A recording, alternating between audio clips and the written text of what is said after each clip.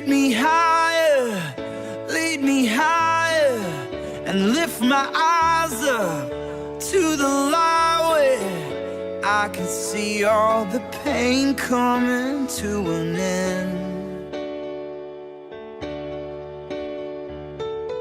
Oh, lead me higher into your fire, burn away all of the desires, and let my heart beat again. Yeah, I feel myself rising high above my yesterdays. Yes, it pays just to pray, standing in your rays. Sun shining, reminding me that you rose, reminding me that I'm yours and wrapped in righteousness robes. Closer that I get to you, the higher that I feel. It's like my spirit's been lifted outside the stratosphere, where death is powerless and pain will never lay a claim. And all the world will proclaim your name forever reigns. Put desire inside of the fire in my bones. Earth groans to see you return and take us home. So longs for so long, I'm sold on. You on the throne, my life no longer my own. Lead me high. Lead me higher, and lift my eyes up to the light where I can see all the pain coming to an end.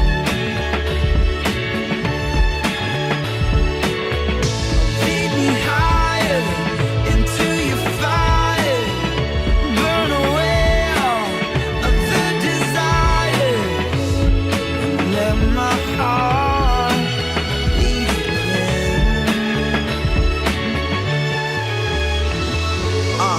It's Friday morning, I'm up too early, I'm up too high.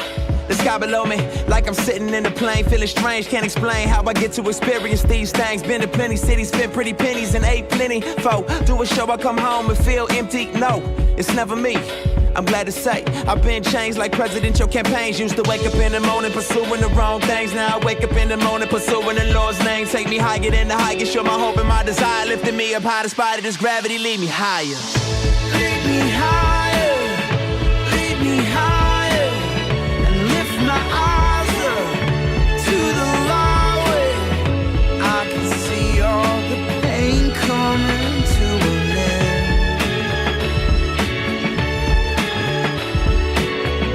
Lead me higher into your fire, burn away all of the desires, and let my heart.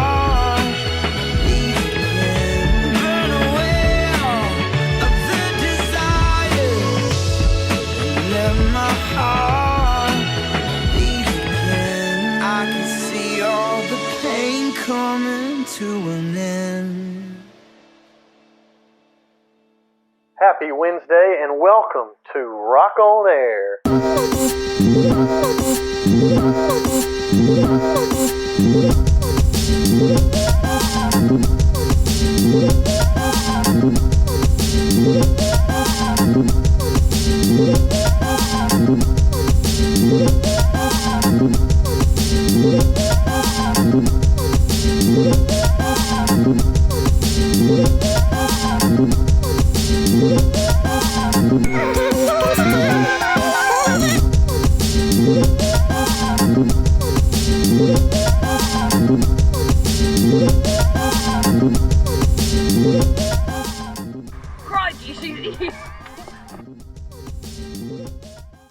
Well, happy Wednesday and welcome back to Rock on Air. We have had such a good time making this happen, and we've put a lot of work into it, but we're so glad that this is one way that we can come to you on Wednesday nights. Although not like we would like to, we are excited for this time. So I can't wait tonight to hear from Jack and Josie as they continue to lead us in worship. Our special guest is going to be awesome. If you haven't already guessed who you think it might be, go ahead and throw that down in the comments here on YouTube. We'll be able to interact with you a little bit through that. And so I'm curious who you're going to come up with, but we'll introduce our guests after Jack and Josie lead us in worship. So yesterday, Governor Tate Reeves in Mississippi made the big announcement about what the plan was going to be for public schools as far as it concerns the rest of this semester. Well, I found out that your parents were on the edge of their seats yesterday, hoping and praying that you could go back to school this semester. And so when they found out, when Tate Reeves said that the remainder of the year had been canceled, Some of them were not necessarily excited. Well, we were curious. Is it because they don't want you in the home? And that's not it at all. In fact, the concern of your parents is that not having educational opportunities every day in the classroom, the fear was that you might begin to lose some knowledge. So we actually interviewed some of our seniors, and we're going to just let you see the responses. So the first question that we asked was a very basic math question. What is 2 plus 2? 5,280. 23. Well, that didn't go so well. So we decided that we would go to some history. And so we asked, who was the first man on the moon? George Washington. Lincoln. Thomas Jefferson. Well, that didn't go quite so well either. So we went to some geography and we said, what is the name of the mountain range in Tennessee that seems to be wrapped in smoke all the time? The Swiss Alps. That didn't go so well either. Well, we even asked them some very basic animal science questions like, what animal says meow? Dog. Dog. It's kangaroo. School is so important. Well, I'm thankful for our seniors playing along. Now, obviously, those were not the legitimate questions that we asked them, and I asked their permission to kind of distort their answers a little bit. But hey, look, we know school has been canceled. We know that some of you really are bummed about that. But what we want to encourage you to do is that in that meantime, that you continue to study hard, that you continue to be a good student even though you're at home, and that by doing so, you will be a faithful follower of Jesus, seeking to bring him honor and glory in everything that you do. So we're, again, excited that you're here tonight, and we can't wait to see what God is going to do with us tonight. So let's pray as we begin. God, we are thankful for who you are. We worship you for your goodness and for your grace. God, just for who you are, we bring you praise. Tonight, would you have your way in us through the music and through the study of your word? We pray that you would change our lives forever. And we ask these things in the powerful name of Jesus. Amen. Hey guys, what's up? Hope you're staying safe and you're staying home. And you're staying safe. Okay, so we got a couple songs for you guys. The first one is Echo. So if you know that one, sing along. If you don't, we got the words. All right, go ahead and sing along. Here we go. Here we go.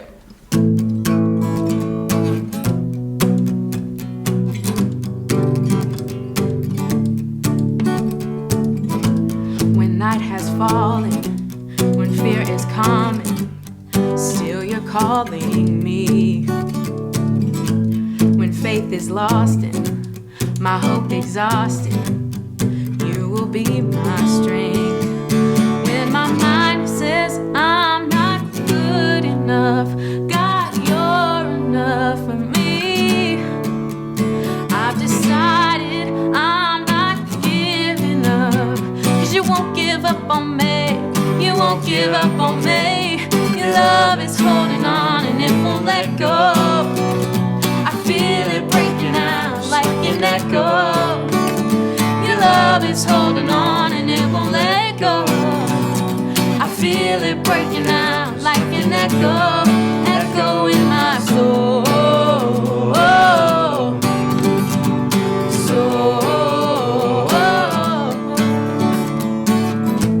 In every season, you keep repeating promises to me.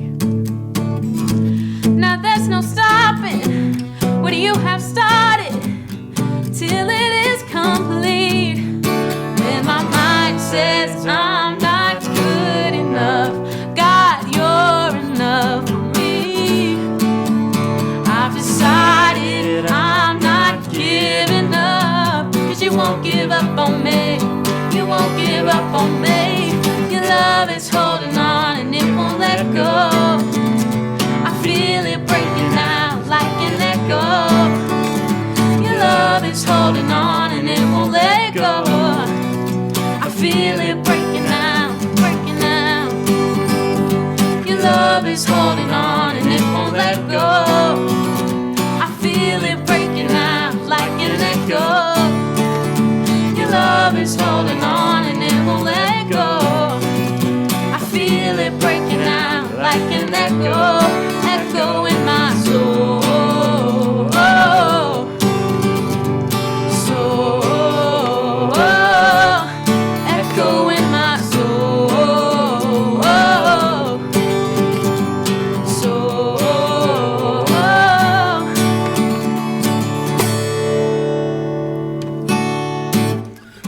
right, guys, we got one more for you. So if you're not singing along, I encourage you to sing along. All right, here we go.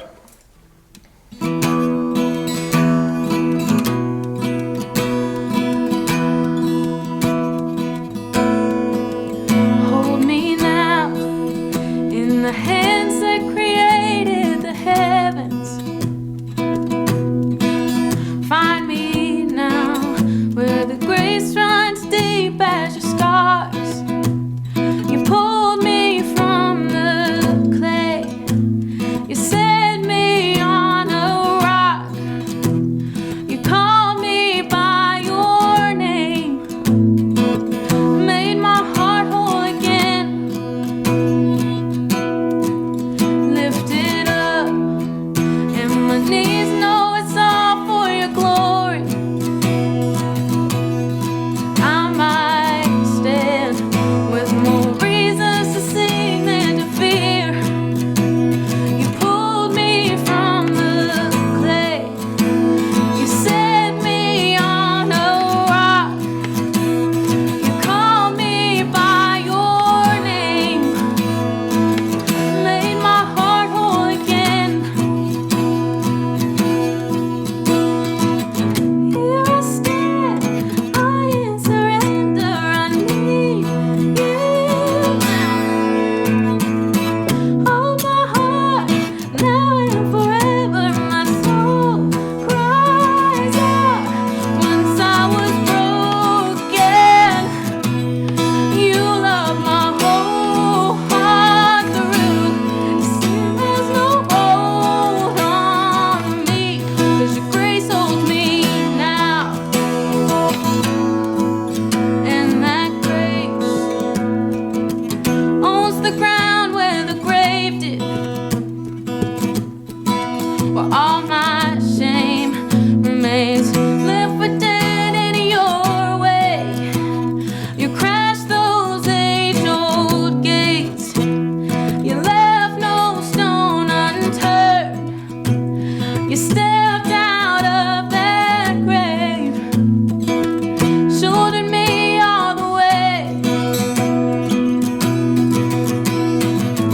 Here I stand, I in surrender. I need you now. Hold my heart now and forever. My soul cries out. Once I was broken, you loved my whole heart through. Sin has no hold on me, 'cause your grace holds me now. Healed and forgiven. Look where my chains are now. Death has no hold on me, 'cause your grace holds me around. And your grace holds me now. Your grace holds me now. Your grace holds me now. Your grace holds me now.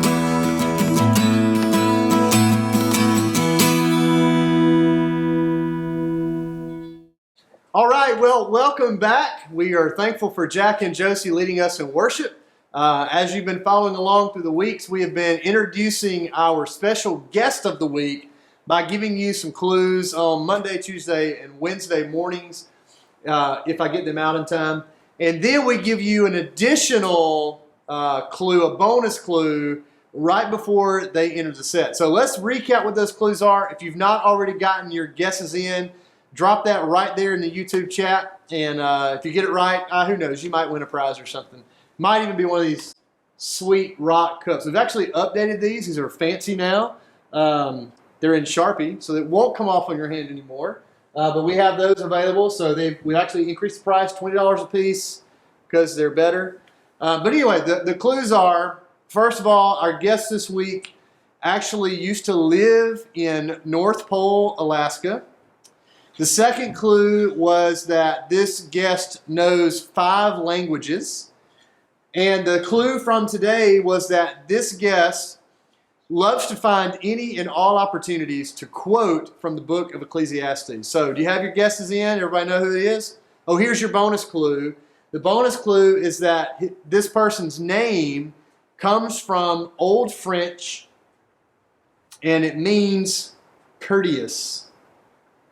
So if our special guest, if you will make your way to the set, type those guesses in real quick. Here he comes, folks. Special guest of the week right here. That's not very helpful. So you probably need to take it off, take it off, take it off, take it. It's Curtis Print, everybody. Curtis Print. I hope you guys know Curtis. You've probably seen him around at Rock Lot. You've been probably helping us out, what, a year maybe? That sounds about right, yeah. Around a year, and he's been helping out at the back of the room, so maybe you haven't seen him. So He's the that's part of one, the room. yeah, he's the one making all the bad jokes, not me. It's him. But no, I'm thankful, Curtis, for your service at Rock. So since they maybe have not had the opportunity to get to know you very well, maybe share just a little bit about kind of who you are, where you came from, Sure, yeah. why you're here. So my name's Curtis. I'm a computer engineer here in town. I moved to Tupelo about 2 years ago. I've been a member at Calvary for maybe about the same time, about the same amount of time. Yeah, 24 now, 20 something. I forgot. Yeah. Yeah. And he's the king of puns. Oh. So Joseph or the Henry. court jester. That's probably more accurate. Yeah, Joseph Henry, if you're watching, you got your work cut out for you to keep up with Curtis. But no, I'm thankful for you being here. Curtis was in a D group with me about a year ago. Yep. Almost a year ago. Mm-hmm, mm-hmm. So we've gotten to know each other really well. And, I'm not just saying this because we're on camera, but he really has a heart for the Lord. And I guess although I was technically the group leader, I feel like for the guys that were in the group, we really helped each other grow. I mean, sure. I think you guys helped me grow as much as maybe, hopefully, I helped you grow. Yeah, it was great. It was great. Yeah. The dynamic there was unlike any other group I'd been in, for sure. Yeah. Very helpful. Well, I told you this before, but just so that you might be approaching a discipleship group thinking, we just have such different personalities, we're just such different people, how's this possibly going to work? But, the guys in our group, we had a youth minister, that was me. We had a computer engineer, something, that was Curtis. And we had a Marine. And so, I just didn't know. I remember our first meeting that night, we met in a room right back there, and I walked in thinking, how is this going to work? So, don't be afraid to approach a discipleship group just because you're worried about the dynamic. Our call is to make disciples, and there is nobody who's exempt from that. And every person that you encounter who is a follower of Jesus, it's an opportunity for you to invest in them and for them to invest in you. So, don't worry about the dynamic so much, but just trust God to lead you in that process. So that actually is kind of a nice segue into our text for tonight. We're in Acts chapter 27. Forgot to tell you that already. But we are in Acts 27, and we're continuing to look at, as we near the end of the book and the end of what we hear from Paul, outside of the letters and the epistles, obviously, we've continued to see him making his defense in front of people. So he's arrested all the way back in Acts 21, about halfway through the chapter. And thus far, he's really had to make a defense before not just the people, the Jews who were there, but before the tribune. I think his name was Lysias, something like that. From the tribune, who then took him to the council, which would have been most of the Jewish leaders.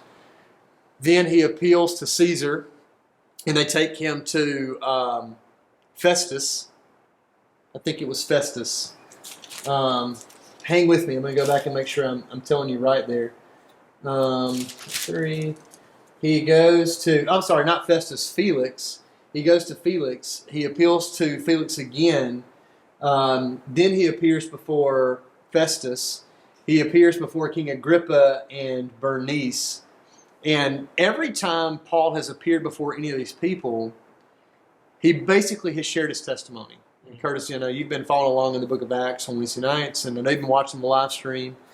So Paul has been defending his actions for several chapters. And I'm not sure what the time frame is in days or weeks or whatever. but we can safely assume this is over the course of at least many days. Sure. Oh, yeah. Yeah, so making his defense. And then tonight in Acts chapter 27, we find he's made his appeal yet again to Caesar. He's a Roman citizen born in the city of Tarsus. And he has said, because I'm a citizen, I deserve a trial there. I deserve to be treated a specific way. And so they are basically shipping him off. Yes. Very literally. Yeah, to Italy. We find throughout all of, with the exception of one verse, that it's the account of a torrential, scary boat ride. And I'm not talking about like Gilligan's Island here. It's a 3-hour tour. We're talking about really scary times. So we're going to look at verses 13 through 26. But before we do that, just kind of set it up for you. I was telling Curtis before that I've not taken the time to study all the ins and outs of why the weather was so horrendous. But it was significant in the timing of when they were sailing. Mm-hmm. It was not a great time to be there. They encountered a storm called the nor'easter, and everybody's really worried about their life here. So I'm going to read for us in Acts 27 from 13 through 26.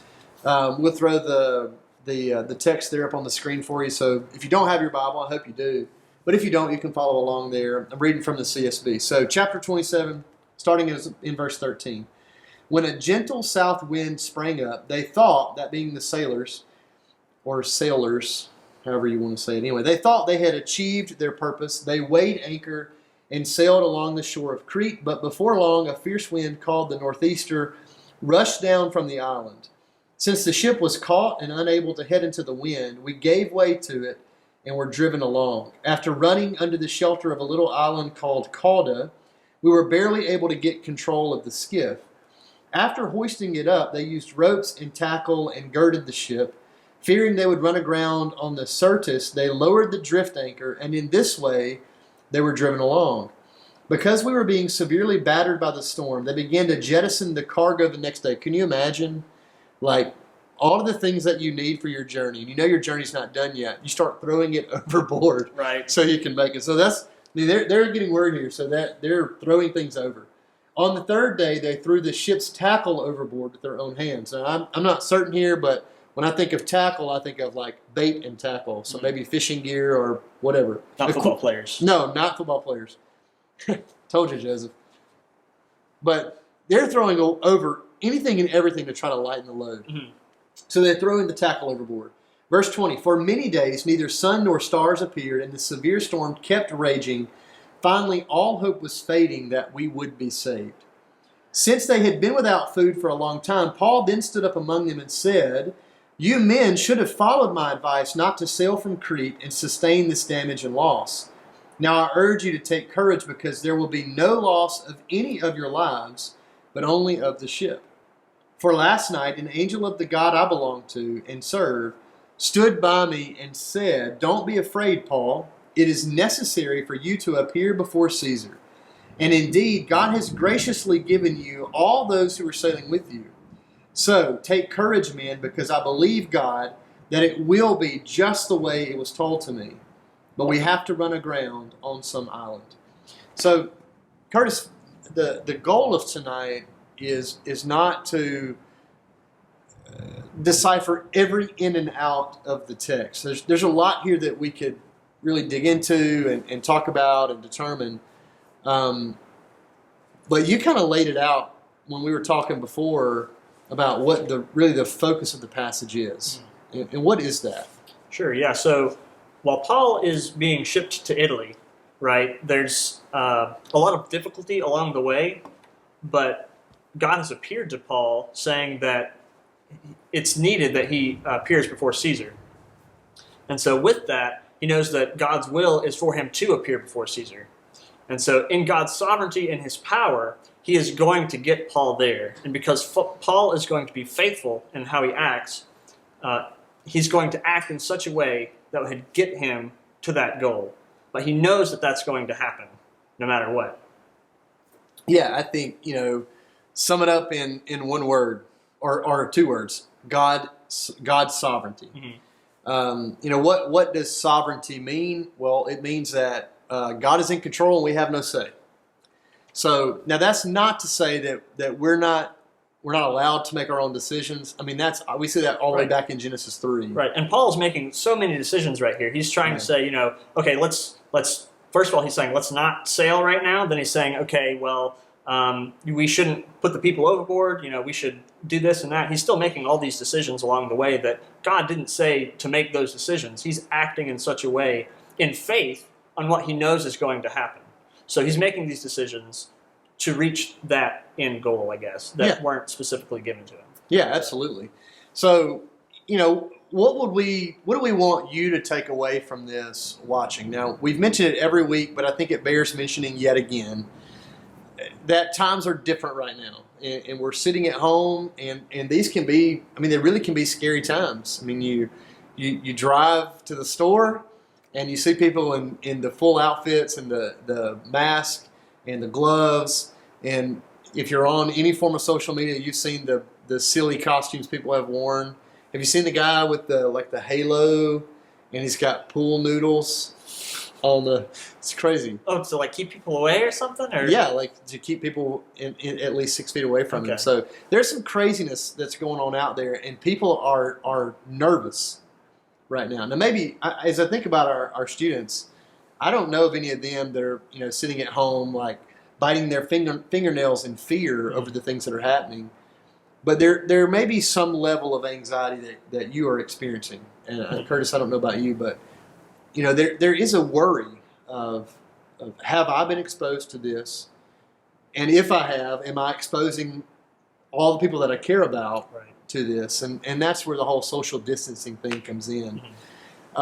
So in light of that, we can make a small connection here with Paul. He's on a boat. And we're not talking about a cruise ship here, folks, where it's big enough where you don't really feel most of the waves. You still feel some. We're talking about a shipping vessel. Well, it would have been relatively large, but not huge. And even the smallest of waves would have caused them to have to make decisions about how to navigate the water safely. We find ourselves in the midst of a storm too. In the midst of, is one of Curtis's favorite phrases that he likes to hear me say. We find ourselves in the middle of a storm here. And I saw somebody post that in the South, we don't say coronavirus or COVID-19. We say the things that are going on. Oh, yeah. Which is so funny. I've heard myself say that before, too. But in light of all those things, we're, in a way, like Paul. In the middle of a storm, we're not sure how things are going to end. It'd be nice if, like Paul, an angel just appeared and said, it's necessary that you have to get to Rome, so you're going to make it. So, Curtis, what would you say to somebody who is a follower of Jesus, who is trying to trust God in that, but not being able to see the other side?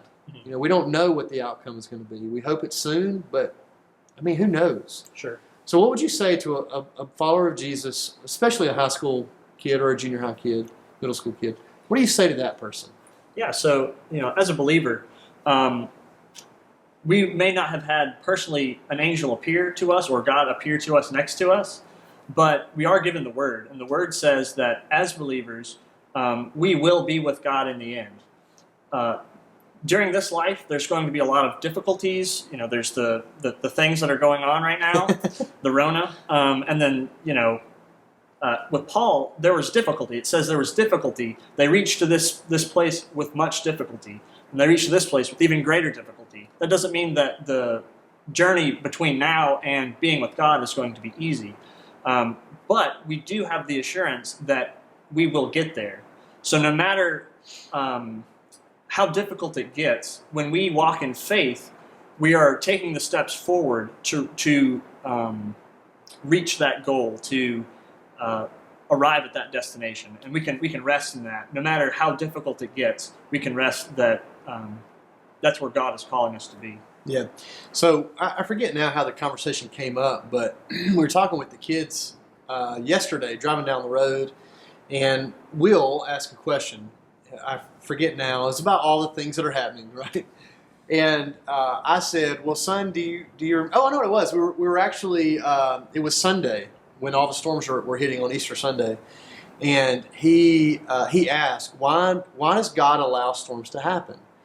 And so I'm trying to explain to an 8-year-old in the best that I can, where he'll understand it. About sometimes things happen because God is teaching us things, whether that's to depend on Him, or He's showing us. It's a form of discipline. Sometimes when we experience hardship. Maybe it's because we've committed sin and He's showing us something. He's disciplining us through that.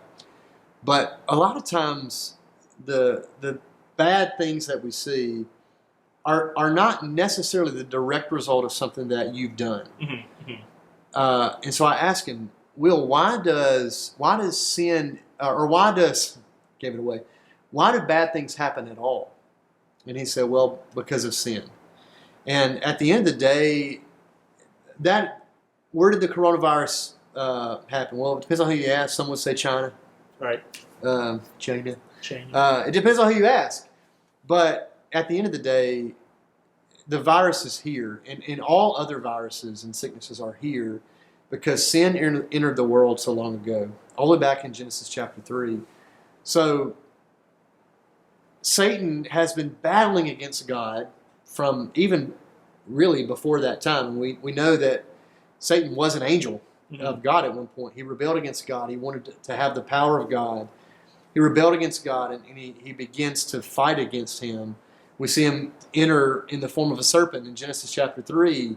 And basically throughout the text, we find Satan working in various ways to try and not take over, but trip up. That's the word, to trip up.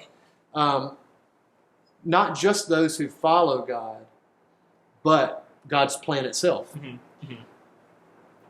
But unlike people then, Adam and Eve and every person in the Bible from that point through the New Testament, we have the benefit they don't. And that is, we know for certain how the story ends. I can't explain how every little situation is going to play out, but I can assure you that at the end of the day, there is nothing that will stop God's will from happening. Exactly. Nothing. And that's what we find in this passage. The Lord appeared to Saul. He was Saul. The Lord appeared to Paul and said, it's necessary that you should go and make a defense before Caesar. And so not a hair on your head or any other person on the boat is going to be harmed. Why? Because it was God's will that Paul would be used in Rome in front of Caesar.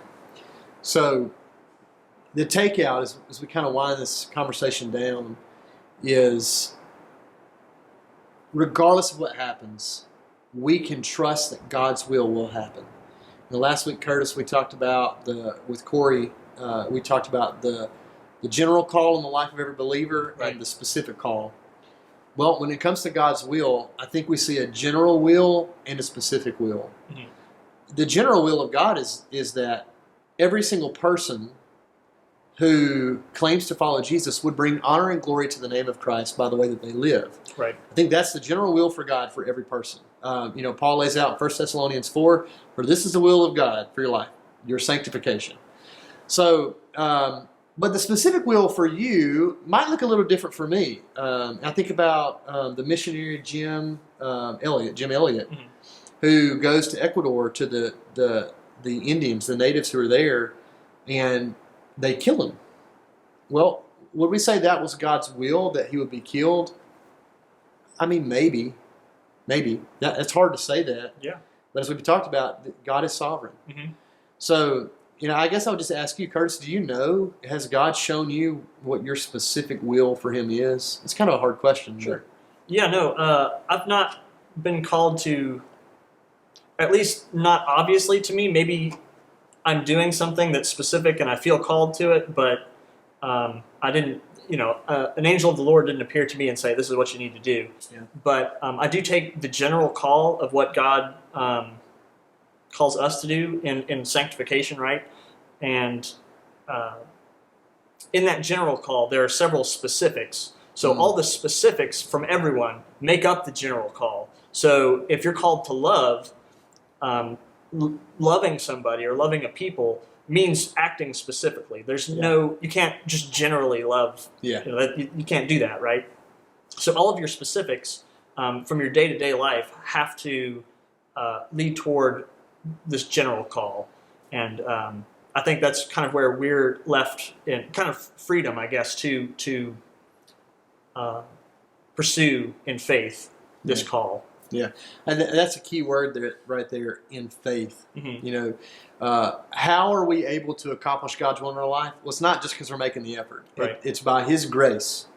And we have faith that His grace is going to sustain us. It's not our power being worked out. It's the power of God working in us. We see that in Ephesians. You know, the immeasurable power of God is working in us. Mm-hmm. And so that is very encouraging for us. So, follower of Jesus, at the end of the day, you may not know exactly what God's call, what His very specific will is on your life, but that does not excuse you from seeking to be obedient to His general will. Mm-hmm. And that is that you would bring honor and glory to Him in the way that you live, and to fulfill the call that He's placed on your life to go, therefore, and make disciples of all nations. So we want to remind you of that, challenge you that tonight. You know, there's lots there in Acts 27, but that really is the kind of zooming in on it. We see God's sovereignty really come into play. So, Curtis, I'm thankful you were here tonight. And Thanks for having me. Yeah, I did have to ask one question. You said one of the clues that you gave was that you know 5 languages. So, kind of. Yeah, so most of those languages are computer languages. So like computer programming languages. Like I know English, I know like a little Spanish. I took like a semester of Greek in college, but I know C, I know C++, I know Python, that kind of thing. So those are all computer languages. So yeah, Okay. exciting stuff. Yeah. Only good Python's a dead Python. You I with me? guess. Right? Yeah, Good snakes yeah, dead. I'm just yeah, kidding. yeah. Yeah. Whoop, whoop. Anyway, but yeah, so I'm thankful that you're here. Did you pick up the clue now? His name from Old French meaning courteous. Yes, Right? Curtis. Curtis, yeah. So Yes. anyway, but yeah, so thank you guys for being here. Same time, same place next week, 5:30. We love you guys. See you then. Your love is holding on and it won't let go. I feel it breaking out like an echo. Your love is holding on and it won't let go. I feel it breaking out like an echo, echo in my soul.